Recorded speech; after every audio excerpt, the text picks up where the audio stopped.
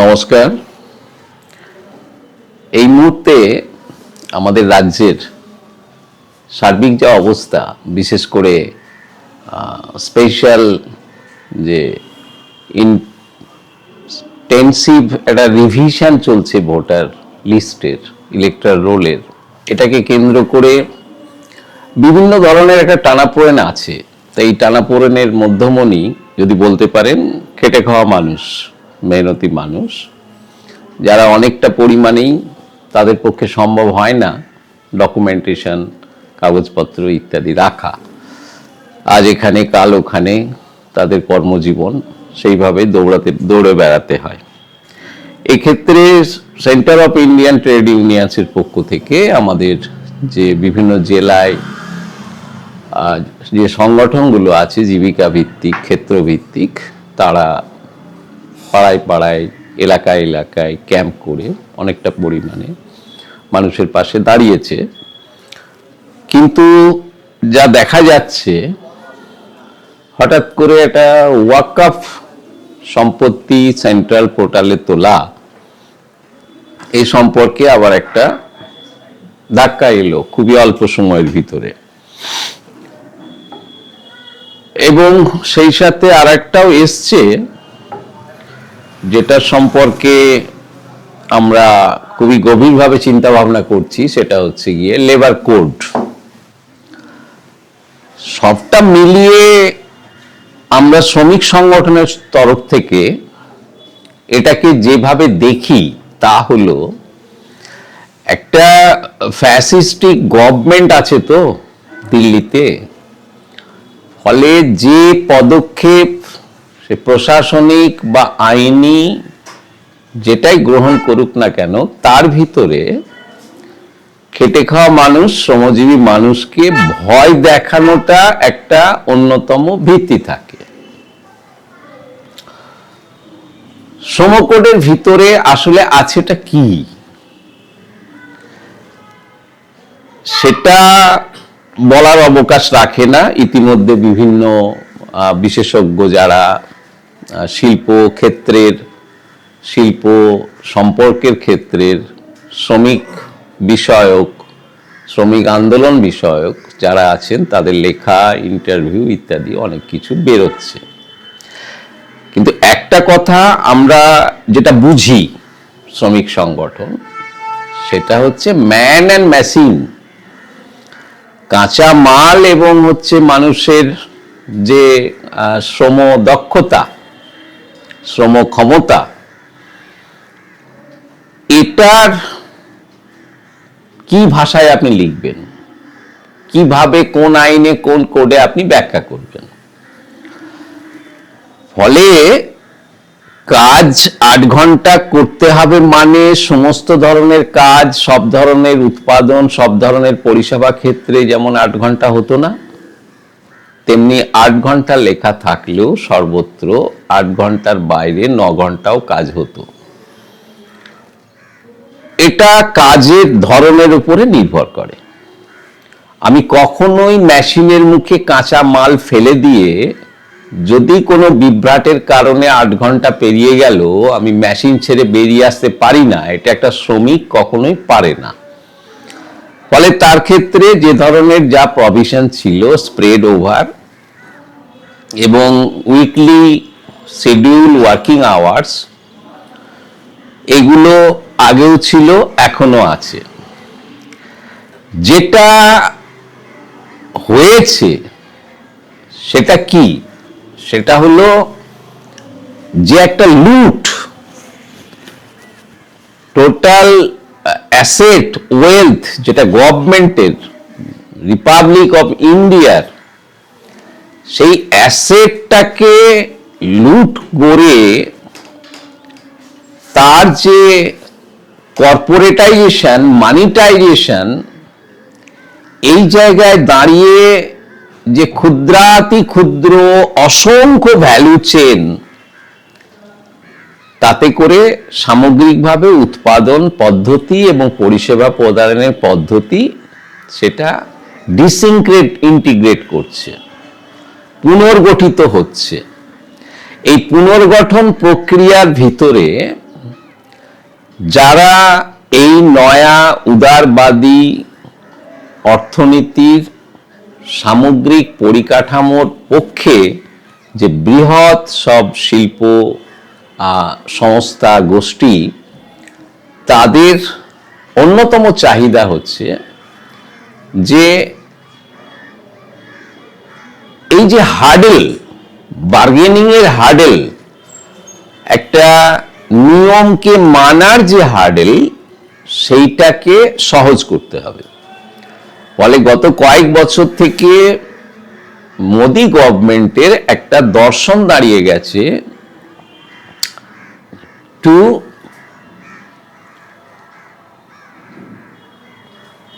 Is for doing business. এবার two is, এখানে তারা মনে করে যে শ্রমিকদের যে বাইপার্টাইট ট্রাইপার্টাইট আলোচনা, তাদের মতামত, ফ্লোর লেভেলে ওয়ার্ক প্লেসে যে সকল ট্রাইপার্টাইট বা বাইপার্টাইট কমিটি আছে, তাদের সোশ্যাল সিকিউরিটির ক্ষেত্রে এগুলো মালিকদের মনমর্জি হতে হবে, এবং কখন কাজ বন্ধ হবে, কখন খুলবে, কদিনের জন্য কাজে নেবে, এগুলো আনডিফাইন্ড থাকতে হবে। এই যে ক্ষেত্রটা, এটা কখনোই একটি শ্রমিকের কর্মদক্ষতা বা ক্ষমতাকে বিকশিত করে না, কোনো জায়গাতেই করে না। ফলত তাকে সিওড হতে হয়। ইন্ডাস্ট্রিয়াল রিভলিউশন পরবর্তীকালে যে ফেজ আমরা পেরিয়ে এসেছি এখনো পর্যন্ত, সেই ফেজে, যার জন্যই ইন্টারন্যাশনাল লেবার অর্গানাইজেশনের যে কনভেনশনগুলো, সেই কনভেনশনের একাধিক দিক থেকে ওয়ার্কিং আওয়ার্সটাকে ডিফাইন হতে হবে। এমপ্লয়ার এমপ্লয়ি দৃশ্যত থাকুক না থাকুক, তাকে ডিফাইন হতে হবে বাই লেজিসলেশন। সেটা প্ল্যাটফর্ম বেসডের ক্ষেত্রে, সেটা গিগ বেসডের ক্ষেত্রে, গিগ ওয়ার্কারদের ক্ষেত্রে, সর্বত্রই। এবং ন্যাশনাল গভর্নমেন্টকে উৎপাদক সেই শ্রমিক কর্মচারীদের সোশ্যাল সিকিউরিটির প্রশ্নে এবং তার যে প্রাপ্য এন্টাইটেলমেন্ট, ক্যাশ এবং কাইন্ড, তার লাইভলিহুডের ক্ষেত্রে ফর রিজেনারেশন অফ লেবার পাওয়ার, এটার ক্ষেত্রে দায়বদ্ধ থাকতে হবে। এর বাইরে শ্রমকোড যদি হাঁটতে চায়, তাহলে শিল্প পরিষেবা ক্ষেত্র মুখ থুবড়ে পড়বে। ফলে এটা এক ধরনের ভয় দেখানো শ্রমজীবী মানুষকে, যা ইতিমধ্যে একটার পর একটা আইন প্রণয়ন করে কেন্দ্রে মোদী সরকার করতে চাইছে। আমরা এই ধরনের ভয় দেখানোর যে লেবার কোড, তাকে আমরা গ্রহণ করছি, তার চ্যালেঞ্জ গ্রহণ করছি।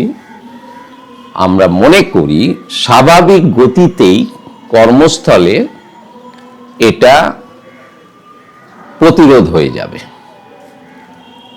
আমাদের দেশে এই মুহূর্তে প্রয়োজন শ্রমিক কর্মচারীদেরকে কনফিডেন্সে নেওয়া।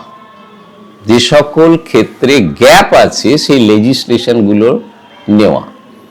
যেমন এডুকেশন সেক্টরে, যেমন ফাইন্যান্সিয়াল সেক্টরের যে রিঅর্গানাইজড হচ্ছে, প্রাইভেট, পাবলিক, কর্পোরেট, এর একটা বিশাল অংশের দক্ষ শ্রমিক প্রফেশনালস, তাদের কোনো হচ্ছে সিকিউরড পজিশন নেই, ইউজ অ্যান্ড থ্রো অবস্থায় আছে।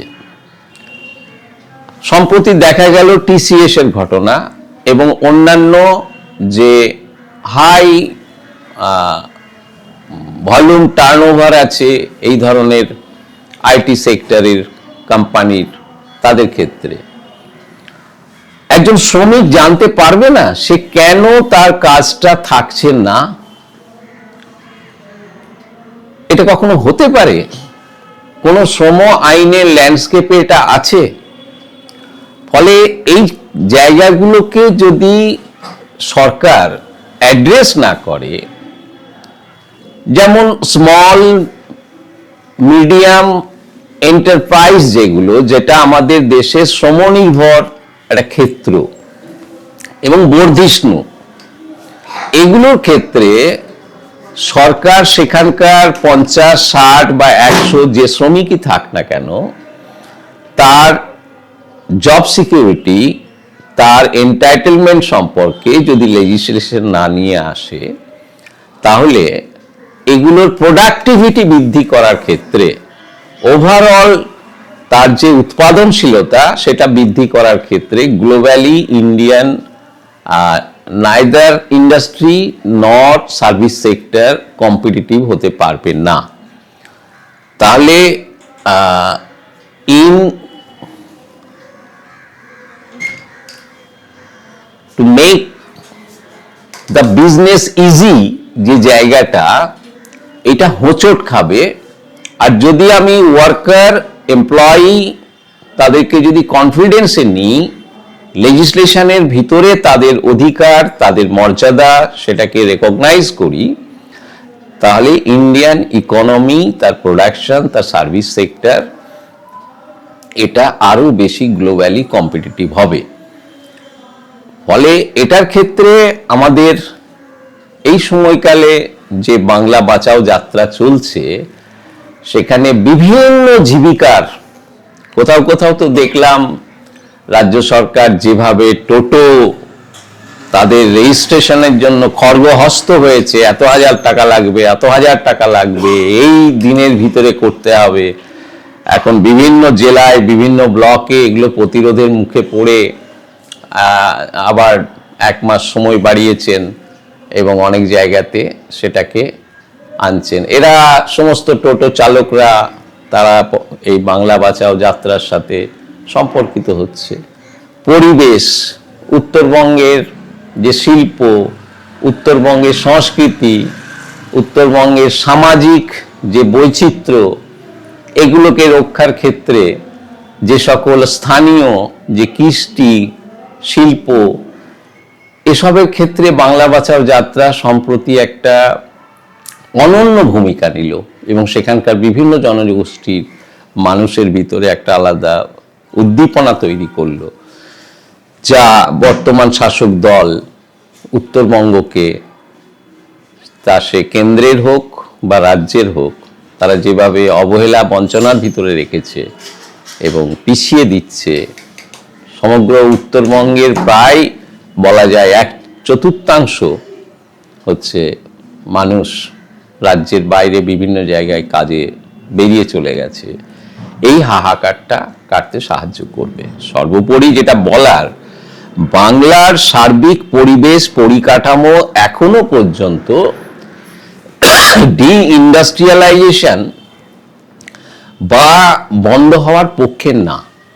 এখানকার শ্রমিক কর্মচারী যে দক্ষতা, এখানকার যে লোকেশন, সমুদ্র বন্দর, এর যা position eastern side of India, তাতে করে এ আবার তার জায়গা নিতে পারে আমাদের রাজ্যের অর্থনীতিকে চাঙ্গা করার ক্ষেত্রে, আমাদের রাজ্যের কর্মসংস্থানকে চাঙ্গা করার ক্ষেত্রে, আমাদের রাজ্যের সামগ্রিক সামাজিক জীবনকে অনেক বেশি পোক্ত করার ক্ষেত্রে, যা বর্তমান শাসক দল এই তৃণমূল সরকারের আমলে মানুষ সেই ক্ষেত্রে বিশ্বাস ভঙ্গের একটা অভিযোগ নিয়ে সরকারকে তাড়া করছে সর্বক্ষেত্রে। প্রতিহিংসা পরায়ণতার জায়গা নেই। ফলে রাজ্যের স্বার্থে সামগ্রিকভাবে শ্রমজীবী মানুষ, কৃষক, কর্মসংস্থান যে চায়, যে যুবক সম্প্রদায় এবং ছাত্ররা, বিশেষত আমাদের রাজ্যের নিরাপত্তার প্রশ্নে মহিলারা, মেয়েরা যে পরিবেশ চায়, তা বাংলা বাঁচাও যাত্রার একটা অন্যতম আহ্বান এবং সেই লড়াই, সেই অভিযান শুরু হয়েছে। এখন আজকে হচ্ছে 6 তারিখ, আজকে বোধহয় নদিয়া প্রবেশ করলো। প্রথম 3 দিন আমি সাথে থেকেছি। আগামী 17 তারিখ হ্যাঁ মুর্শিদাবাদ পেরোচ্ছে। আগামী 17 তারিখ হচ্ছে কামারহাটিতে এক বিশাল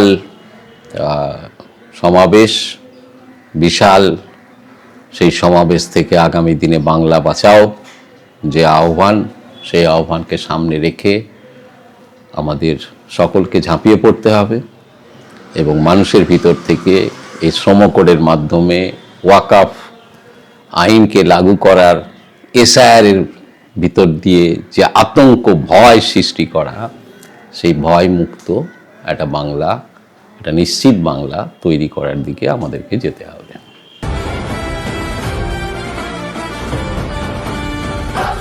বাংলা লাল